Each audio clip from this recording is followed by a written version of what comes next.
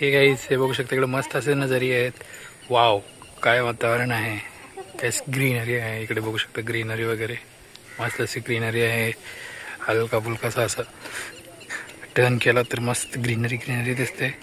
सकाळचं वातावरण आहे, एकदम मस्त आहे. हे बघा मधुमती डान्सिंग मधुमती नमो नमो आदियोगी. हे आम्ही काफी दूर आहे तर ट्राय करतो. आणि इथं बरेच प्लेसेस आहेत. हा इथं ब्रंच म्हणजे नाश्ता वगैरे करू शकतो. दाखवेल तुम्हाला मेन्यू नाश्त्यामध्ये काय काय भेटेल.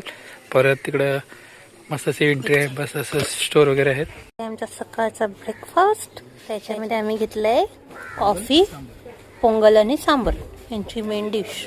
चला आता कॉफी ट्राय करूयात आणि पोंगल ट्राय करूयात. परमेश्वर देवनी हे आहे त्यांचं शॉप. इथे पोंगल, कॉफी असे 2-3 मेन फिक्स पदार्थ मिळतात आणि स्वीट्समध्ये 2-3 प्रकार आहेत, लाडू, गुलाबजामुन. ही बघा महाराष्ट्रीयन गर्ल इथे येऊन बसत तमिळनाडूच्या किनारे आदियोगीच्या बाजूला. आज मी ट्राय करत आहे राईस पोंगल. बघूया त्याची टेस्ट कशी आहे. एक नंबर आहे, मस्त टेस्ट आहे, काहीतरी युनिक टेस्ट आहे, नवीन आहे. मस्त आहे. असा सेपरेट सेपरेट घेऊ शकतो आपण, मिक्स करून मस्त लागतं. ट्राय करा तुम्ही पण नक्की. सेपरेट पेक्षा चांगलं एकत्र कॉम्बिनेशन चांगलं लागतं. इकडे बाजूला ट्राय करा.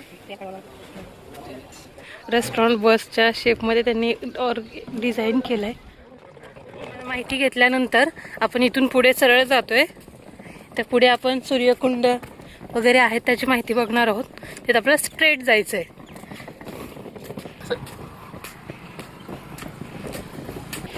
तर ही आहे बैलगाडी. आपल्याकडची बैलगाडी पण इकडची थोडी वेगळी आहे. तर जे आपले सिनियर सिटीजन आहेत त्यांच्यासाठी चांगली आहे एवढं चालत जाण्यापेक्षा. तर आम्ही आता सरळ आलेलो आहे. तिथे सर्पाचं टेम्पल आहे, तुम्ही बघू शकता. पूर्ण मूर्ती आहे. तर इथून आपल्याला परत सरळ जायचं. ऐसे चलते चलते रहने का है, ब्रेक नहीं लेने का है. तर सरळ जायचं. इथे पण सरळ आहे. इकडे साईडला कॅन्टीन्स आहेत, नारळ पाणी आहे, तुम्हाला जे खायचे जाता जाता खाऊ शकता. हे असंच आपण चालत राहतोय. असंच लांबपर्यंत आपल्याला चालत राहायचंय.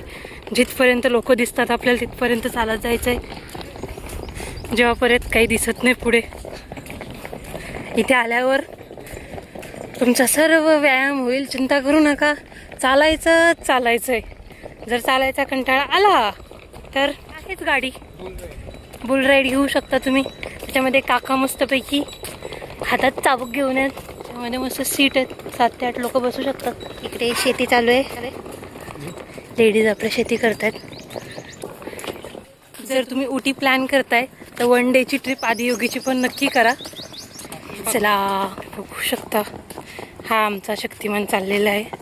आपण जवळ पोहोचलेलो आहोत.